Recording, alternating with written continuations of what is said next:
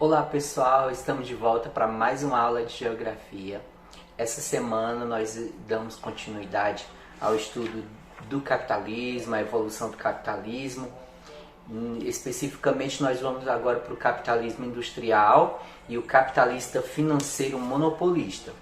Estudando esses processos e mudanças do capitalismo, a gente vai identificando como em cada etapa se acumula riqueza, se ganha dinheiro e como isso impacta nas relações sociais entre as pessoas, entre nós e o ser humano também e o meio ambiente, entre as relações sociais e relações ambientais, socioambientais, para ficar mais completo. E por isso que nós estudamos na geografia, porque todas essas alterações na forma de fazer riqueza, vamos dizer assim, vamos usar essa expressão, vai alterando a forma de apropriação também do espaço geográfico e a forma como as pessoas se relacionam, como eu já bem destaquei. Mas chega de enrolação e vamos ao nosso conteúdo. Então vamos, capitalismo industrial. Bem, a essência do sistema não era mais o comércio, como antes, né? A primeira fase do capitalismo foi marcada apenas pela atividade comercial, venda, compra, venda e tal, e etc. Agora, o lucro vinha da produção de mercadorias. A parte produtiva é que se destaca agora como elemento em que agora esses empresários vão ter possibilidade de ter obtenção de mais lucros. Antes não, os produtos eram feitos de forma artesanal, manufatureira, com muita, vamos dizer assim, levando muito tempo para se produzir. Eu citava até o exemplo, né, de mesas, cadeiras ou qualquer outro produto, levava muito tempo para serem produzidos, portanto o foco do lucro estava na atividade comercial. Agora, como eu altero a forma de produção, eu coloco a linha de produção em esteira, onde cada pessoa vai se especializar em uma etapa da produção, elemento aí do Fordismo. Então, o lucro agora não é simplesmente da atividade comercial, mas da forma de produção.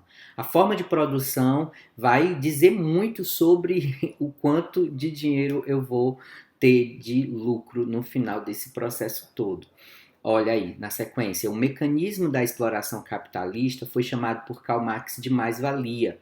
A mais-valia resulta da diferença entre o produto gerado pelo trabalho e os salários pagos, descontando-se os valores transferidos pelas máquinas e pelas matérias-primas à mercadoria final. Então, você desconta todo o processo que foi de custo de produção de um determinado produto, né? Pega o controle mesmo, eu sempre uso o controle. E você desconta o salário também do trabalhador que foi o responsável por chegar ao resultado final, e mesmo assim você tem ainda lucros exorbitantes, você tem ainda um valor exorbitante entre o valor do produto final e os custos reais. Digamos que você gasta para a produção do controle, isso é só um exemplo hipotético, desse controle, você tenha custos de R$5, incluindo o salário do trabalhador e etc. e tal, né? A fração desse controle para o salário do trabalhador. E você vai vender por 15. Então, R$10 aí é esse chamado de mais-valia, que Karl Marx chamou de mais-valia. Porque não tem aí nenhum custo, não é repassado isso como lucro ao trabalhador, então é simplesmente engordar cada vez mais o dono dessas fábricas, explorando cada vez mais esse trabalho, né, do proletariado. Nós temos uma imagem a seguir. Pronto. Veja aí, essa imagem ilustra bem esse processo que Marx chamou de mais-valia. Esse saco enorme no fundo da conversa desses dois mostra a riqueza. Deixa eu me aproximar. Riqueza criada pelos trabalhadores. né? Aí você vê na esquerda da sua tela o trabalhador e na direita o patrão e veja o salário, né? Veja aí a escala, né?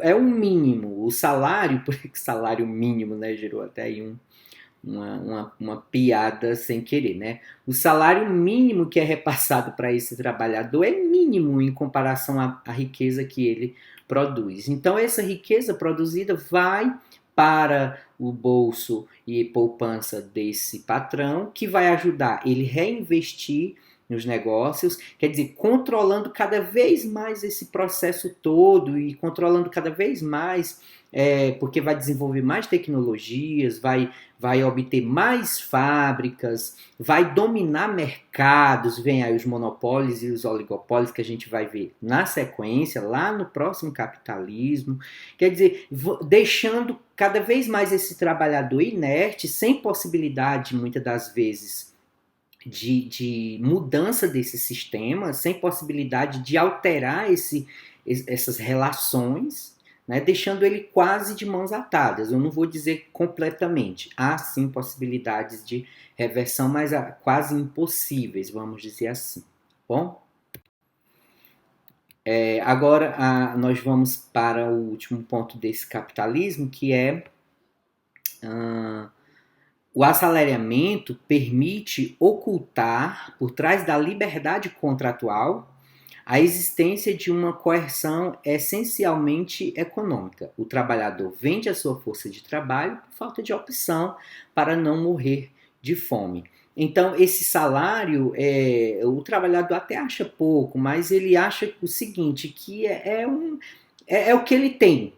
Ou então morre de fome, é colocado aí entre aspas, porque cada trabalhador tem sua capacidade de se reinventar, de criar novas formas de ganhar a vida, vamos usar esse, de subsistência, mas dentro dessas relações capitalistas é apresentado como a única forma. E se você não tiver essa, você realmente vai morrer de fome. É uma estratégia, né? Você apresentar dessa forma, né? O sistema se apresentar dessa forma.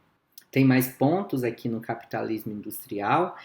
Com o aumento da produção, também houve o aumento da mão de obra, energia, matéria-prima e mercado para os seus produtos. A industrialização não estava só na Europa, né, mas houve uma expansão nos demais países europeus, depois América e demais continentes da Terra. Inicialmente, né, essa produção, a consequência é que vai aumentar a mão de obra dentro desses espaços, né? Vai requerer um maior número de pessoas trabalhando dentro desses espaços que se tornaram as fábricas, as unidades fabris, né?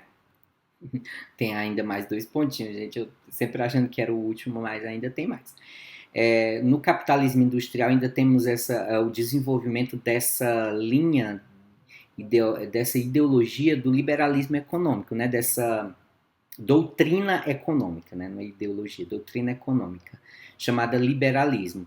É a doutrina desenvolvida por Adam Smith, em que ele diz o seguinte, é que o mercado deve se controlar sozinho, o mercado deve se autorregular. E o Estado, vamos imaginar que o presidente da República, os prefeitos, os governadores, todos os políticos que regem o Estado, representam o Estado, eles devem apenas coordenar, organizar, mas não intervir, não se meter, vamos usar essa expressão mais conhecida. Então, daí a palavra liberalismo, é liberdade mesmo para o mercado definir os preços, para o mercado se organizar da sua forma, do seu jeito. Agora, no segundo ponto diz, assim, a segunda revolução industrial, nas últimas décadas do século XIX, com o avanço de máquinas, descoberta de novas fontes de energias mais eficientes, como o petróleo, como está apresentado aí na tela de vocês, né? E a especialização do trabalho foi que levaram a essa segunda revolução industrial. A primeira revolução ela ocorre, como eu já disse para vocês, acho que eu não falei, na Inglaterra, no século XVIII, eu falei na aula passada, né, pessoal? E essa segunda revolução ela se dá com o avanço das máquinas. Como eu disse para vocês, esse processo de produção aumenta a capacidade de investimento dos donos dessas fábricas, desses capitalistas, devido a essa relação de mais-valia, como eu já expliquei, muito dinheiro, muito dinheiro, muito dinheiro, vai investindo em mais máquinas potentes, em pesquisa e tal, e o negócio vai aumentando essa possibilidade e vem a segunda revolução industrial, né? Na última década do século XIX. Agora sim, nós vamos para o capitalismo financeiro. Enfim, né? Falando que era o último e não chegava. Com o crescimento acelerado do capitalismo, passaram a surgir várias empresas. Claro, né? Vai acumulando riqueza, então vão surgindo várias e várias empresas. A grande concorrência favoreceu as grandes empresas, o que levou a fusões e incorporações, trazendo monopolização em muitos setores da economia e até oligopólios, né? Monopólios e oligopólios, que são dois conceitos que são trabalhados aí no livro didático de vocês. Eu vou dar exemplos de monopólio e oligopólio nos slides seguintes. Aqui mesmo nessa tela você tem no lado esquerdo da tela aí os Correios como exemplo de monopólio. Monopólio é quando uma empresa só, tem um resumozinho bem legal no livro didático de vocês. Dei uma olhadinha, são aquelas caixinhas de texto que ficam nos cantinhos que tem a definição bem interessante.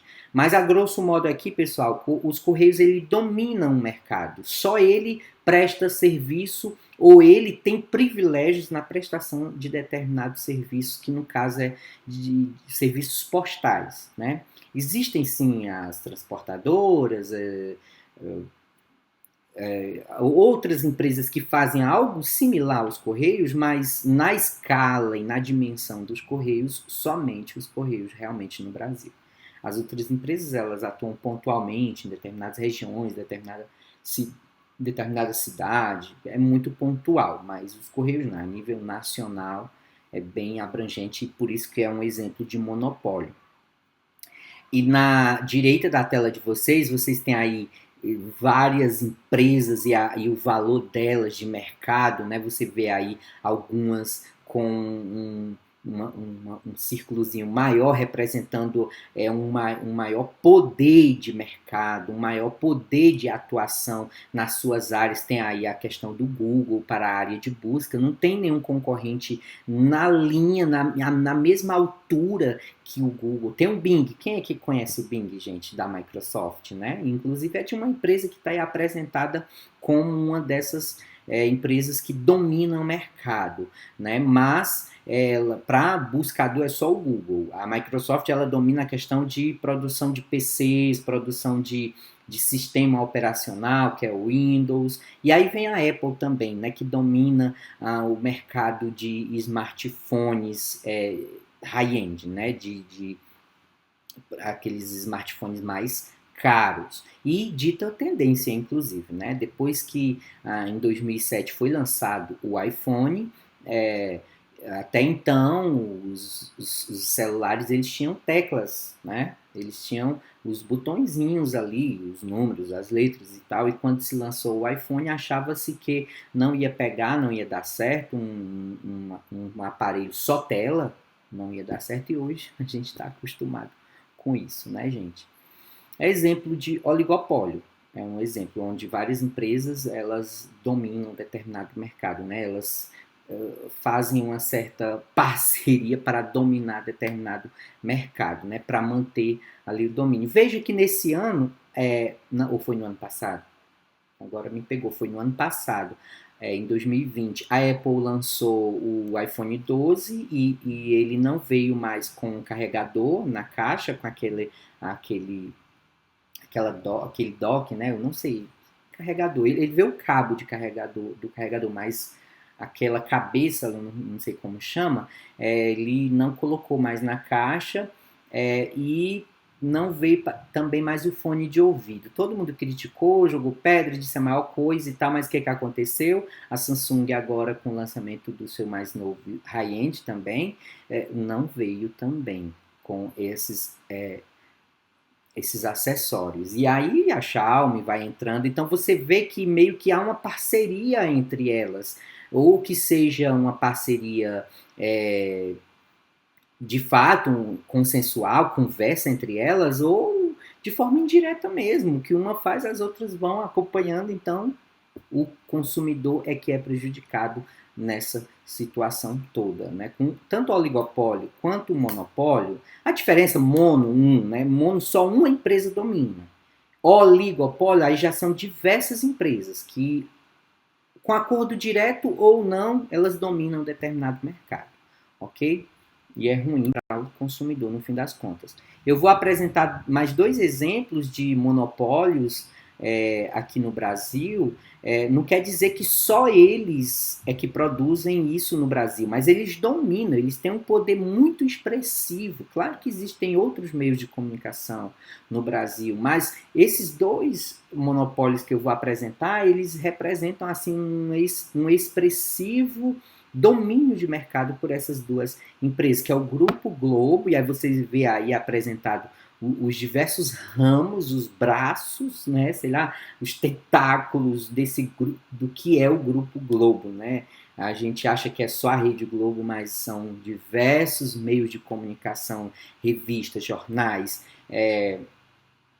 rádio, gravadora e tal. Aí, esse gráfico aí ilustra bem esse exemplo de monopólio na comunicação aqui no Brasil. Mas não só ele, eu vou apresentar outro.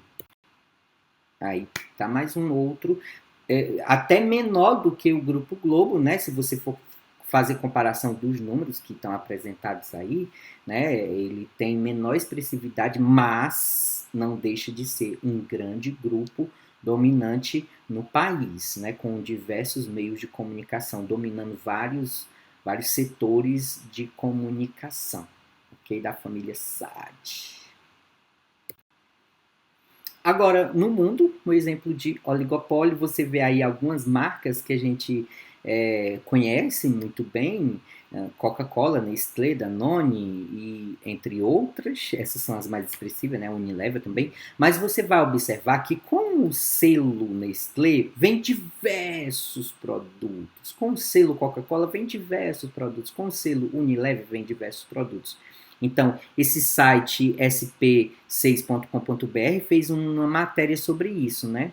Ele colocou o título Livres no Mercado ou Presos no Oligopólio. Quer dizer, às vezes você acha que está comprando de marcas diferentes, mas muitas vezes tem a mesma marca ali no rótulozinho. Pode não ter no rótulo maior, né? Vai ter ali uma marca ou uma linha de produto com um nome diferenciado, mas pertencendo ao mesmo grupo Unilever, ao mesmo grupo Coca-Cola. Então, são empresas que dominam o mercado, né? São empresas que impossibilitam a concorrência e não é legal para o consumidor. Você fica lá, geralmente nos mesmos nichos de produtos de consumo e geralmente sem concorrência fica muito ruim para a gente como consumidor. Gente. E vamos então agora à nossa última tela do capitalismo financeiro, que é a crise de 1929 e o keynesianismo. A crise de 1929 é a quebra da Bolsa de Valores de Nova York, quando um mercado ele infla tanto, quer dizer, tantas pessoas investindo na mesma coisa, que uma hora falta compradores para aquele mercado. Se todo mundo é investidor, então quem vai ser consumidor? Então todo mundo resolveu investir no mesmo mercado, no mesmo setor, e o governo, o Estado, não atuou para regular isso, para observar isso. Espera aí, calma aí, todo mundo comprando a mesma coisa? Vamos regular isso, vamos dar um freio nisso. Não, o Estado não interviu dentro daquela doutrina que você está vendo aí no lado esquerdo da tela de vocês, essa imagem que a gente já viu lá no início, que é o liberalismo econômico. Então você deixa o mercado lá se organizar. E o que acontece? Todo mundo comprou, não teve mais comprador, e o fim das contas foi declarar falência. Vários bancos, várias empresas entraram em falência. Por quê? Porque perceberam que não tinha quem comprasse para manter o dinheiro circulando e o jeito foi declarar falência. A solução que foi encontrada na época Você já vê na sequência que é o keynesianismo, né? Deixa eu finalizar só a definiçãozinha do primeiro tópicozinho. A quebra da Bolsa de Valores de Nova York levou milhares de bancos e indústrias à falência, porém acreditava-se, segundo os preceitos liberais, que o Estado não deveria interferir na economia. Eu já destaquei para vocês. E aí foi que foi o problema, né? Porque não teve ninguém lá organizando, aí todo mundo vendeu a mesma coisa e no final das contas a quebra geral. A solução, em 1933, foi colocada em prática o New Deal pelo presidente Franklin Roosevelt. Foi o plano de obras públicas. É um plano de obras públicas com o objetivo de acabar com o desemprego, sendo fundamental para melhorar a economia norte-americana. Por isso que até hoje a gente conhece como keynesianismo, né? Porque foi desenvolvido por um economista, John Keynes. Ele desenvolveu essa teoria e ele apresentou, trouxe ao presidente esse plano e o presidente tocou para frente. Já que as empresas privadas estão quebrando, então o setor público, quer dizer, o Estado é que tem que então dar emprego para o povo, para que eles tenham salário, para que eles voltem a comprar e resgatem a economia desse marasmo que a gente está se encontrando, dessa crise que nós nos encontramos. Então, o keynesianismo é o contrário do liberalismo econômico. O liberalismo você deixa o mercado livre, mas no keynesianismo não. Há uma alta intervenção do Estado na economia e geralmente ele só surge quando o mercado está em crise. Olha que curioso. Quer dizer, quando a gente está quebrando, as empresas estão quebrando, elas socorro, o Estado nos socorro, venha fazer alguma coisa e tal. Muito curioso, né, pessoal? É isso aí, chegamos ao final de mais uma aula. Espero que vocês tenham compreendido. Agora vamos às nossas questões lá no formulário que vai estar postado no grupo da sala de aula de vocês, ok? Fiquem todos com Deus, um abraço e até a próxima.